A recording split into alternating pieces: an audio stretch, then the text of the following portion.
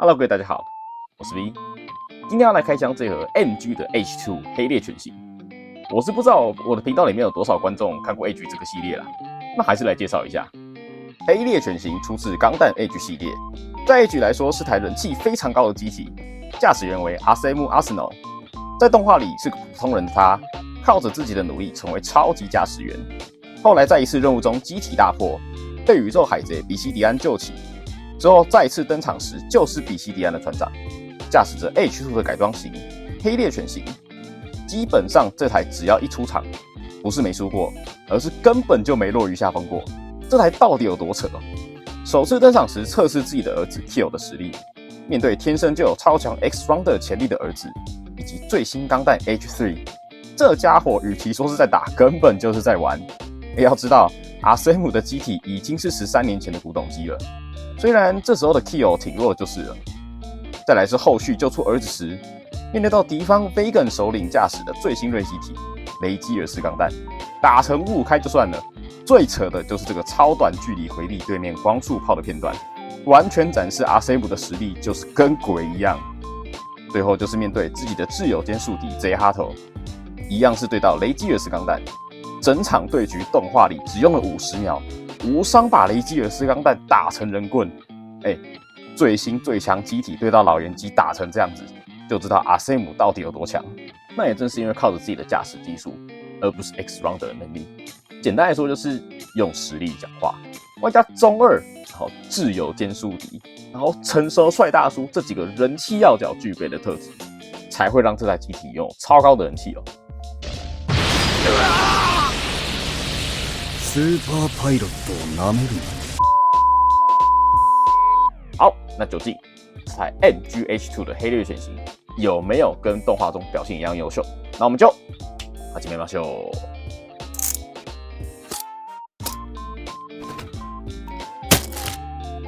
板件数量19片，包含1片 PC 零件，数量蛮多的，大部分都是沿用 H2 的板件。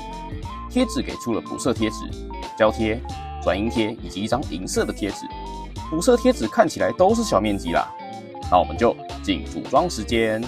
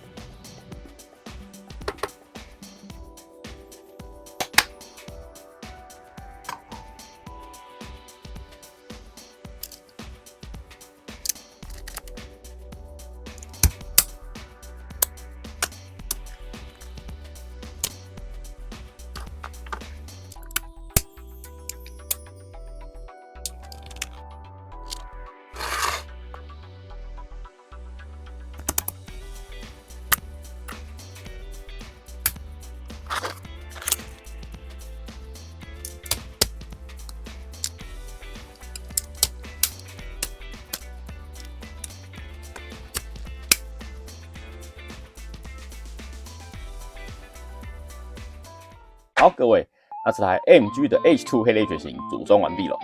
那简单来说就是松松垮垮。我上礼拜怎么才讲过我一样的话？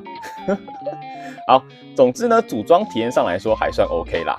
注意的是，这时候的骨架，这时期的骨架已经开始精简化了，机械结构基本上什么的是不复存在哦，材质也不是采用 ABS 材质。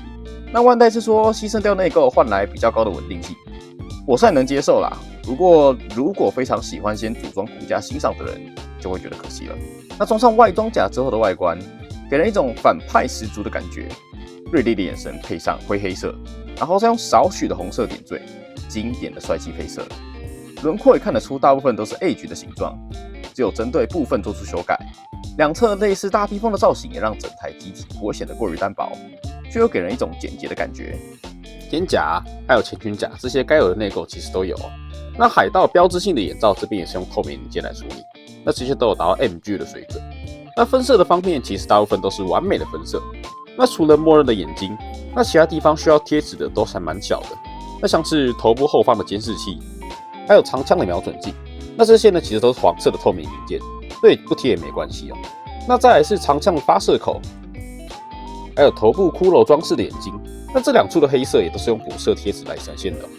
接着来看一下武器，那配置就是德斯长枪、2把电击毛枪以及2把光束剑。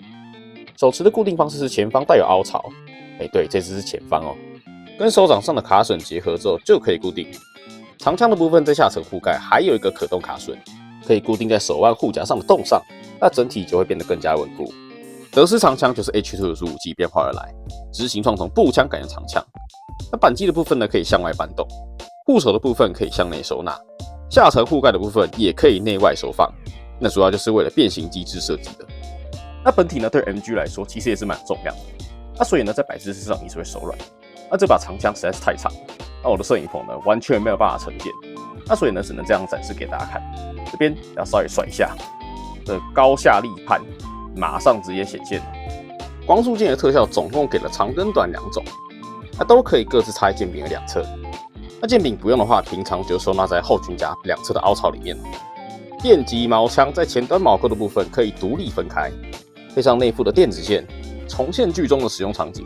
剧中经常用这2把勾住敌人进行电击，或是进行走位。再来，我们来聊聊一些问题了。黑色的部分是亮黑色，那某种程度上来说，它也算是一种指纹收集器。那稍微按压一下就很容易看到指纹。那本身的水纹呢，其实也不少，在光线下呢，也很容易看出来缩模的问题。这些状况都因为配色的关系，所以很容易注意到。那灰色的部分给人塑胶感非常重，那整体看上去就真的像是廉价的玩具。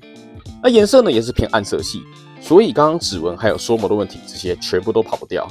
那由于也是旧模了，汤口的设计上自然没有近几年的好，比较没有太多隐藏汤口的设计。那尤其是德斯长枪的部分，虽然银色已经不是那种很丑的水银灰了啦，但剪下来的汤口就是耷拉在那，看上去就是偏丑。那天线的部分偏细薄，在组装和把玩的时候都要很小心，很容易折断。那再来讲讲最令我失望的部分，就是这个头部骷髅装饰。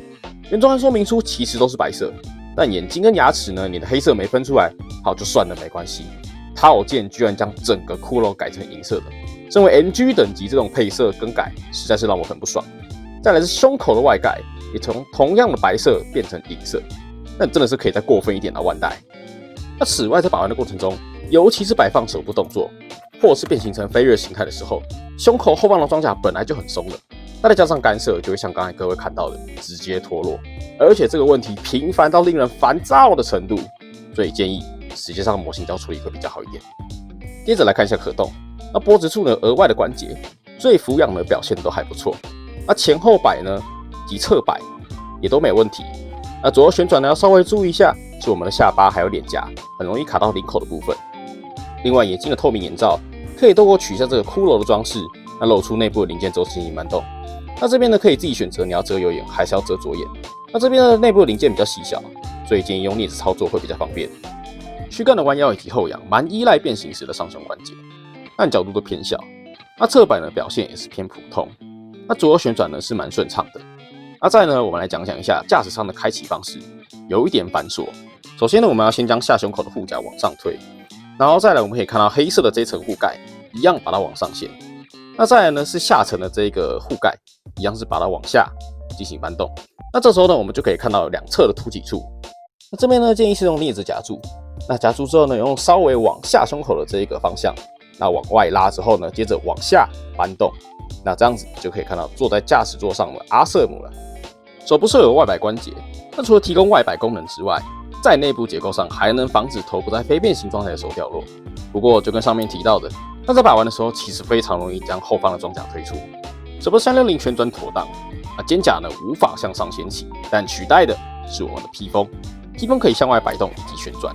那内层呢其实还有一层小披风，展开之后可以增加一点层次感，稍微有一点地狱死神 EW 那种味道。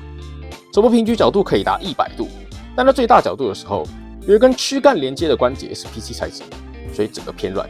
那稍微晃动一下就会掉回去90度的水准。手肘关节采用是两段式可动，那弯曲角度可以达180度，表现上是很优秀。手臂的根部旋转正常，那手腕的部分除了打手指的整个手腕旋转之外，在前端的部分还有一段额外关节。那这段额外关节会比较松哦，主要呢是用在变形机制上使用的。那如果说你平时摆动作使用到这个关节的话，看起来会有点奇怪。手掌舍弃的可动设计，改为了替换式手掌。应该是这时期改为这种设计的，更有空心和实心的握拳、手持武器以及开掌赤足可以换。那为了方便替换，卡榫的设计比较短小，其中握拳造型在把玩的时候很容易脱落，那在把玩时需要注意一下。拇指除了有标准的可动之外，前端还是有一个可以90度向内的弯折的小关节。前拳甲可以各自往上掀起大概60度，那本身是球形关节，那角度再大的话，其实就很容易脱落了。后裙甲则可以掀起大概30度，那光束剑柄收纳束轮也可以小角度旋转。侧裙甲可以平举90度，那这部分呢其实是两段关节。等一下变形的时候，我们再好好聊聊第二段关节。平常呢它也可以自由旋转。那机翼的部分呢是可以180度前后搬动的，裆部的部分可以稍微往上掀起，作为平时非变形时稳定脚步结构用。脚步前踢，撇除掉前裙甲的干涉之后，其实可以来到90度。那后踢的部分也会稍微卡到一下后裙甲，不过也可以来到90度。侧踢则是妥当的90度。再来呢，根部旋转也是正常的水准表现。另外呢，这一次是没有可以增加可动的髋关节，取代的是变形机构的设计。屈膝两段可动，小腿肚可以贴到大腿的水准。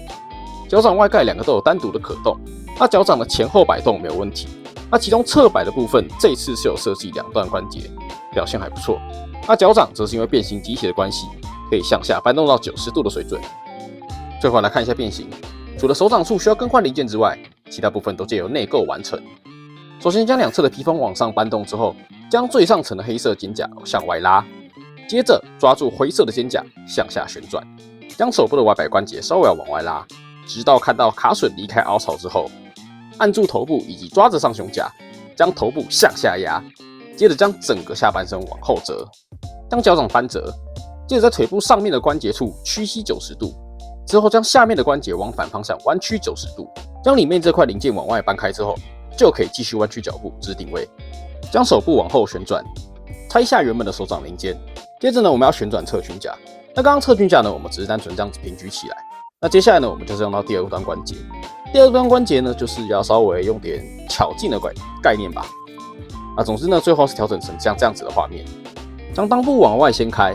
这时候呢，双腿的变形机构就可以完全打开了。那双腿在打开的过程中，其实连接的地方只有这个小小的卡榫，那所以整个双腿是非常容易脱落的。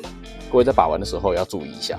那将双腿打开之后，大腿顶端会有这个小卡榫。那这个小卡榫呢，其实可以卡进去这个侧裙甲的凹槽里面。当然，这个卡榫因为实在是太短小了，老实讲有跟没有一样啊。接着将飞行用的手掌零件安装到我们刚才推出来这个腿部的零件中。当然，这个手掌其实我通常就没再装就是了，因为其实根本没差。然后接下来再将手掌的这个洞安插到这个卡榫里面去。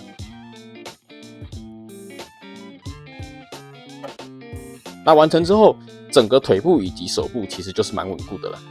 最后将长枪护手向内收纳，扳机向外搬开，将胸口的骷髅标志往外掀开。这一部分呢，其实我也推荐用镊子来操作会比较好一点。